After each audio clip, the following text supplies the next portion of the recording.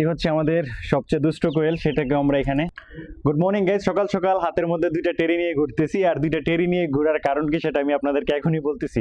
সকাল সকাল আমি এই দুইটা টেরি সবজি মার্কেট থেকে নিয়ে আসছি, আর এই দুইটা টেরি হাতে নিয়ে ঘোরার মেইন রিজন হচ্ছে আমার যেই শখের কলোনিটা আছে, এই কলোনিতে আপনারা দেখতেছেন দুইটা ডায়মন্ড ডাব এবং তিনটা কোয়েল পাখি আছে। আর এই দুইটা ডায়মন্ড ডাবকে কোয়েল পাখিগুলো ঠুকরে এদের অবস্থা খুবই ভয়াবহ করে ফেলেছে।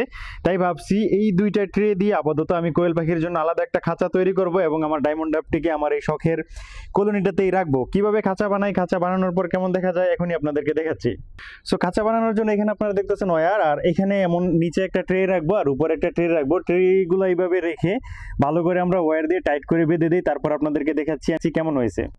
ফাইনালি আমাদের খাঁচাটা রেডি হয়ে গেছে। আমরা উপরে একটা ট্রে এবং নিচে একটা ট্রে দিয়ে একটা খাঁচা তৈরি করে ফেলছি, আর এগুলোর ময়লা পড়ার জন্য আমরা পেপার বিছিয়ে দিয়েছি। যত ময়লা নিচে পড়বে এই পেপার আমরা তারপর ফেলে দিব। এখন আমাদের কাজ হচ্ছে এখান থেকে কোয়েল পাখিগুলো এখানে দিয়ে দেওয়া।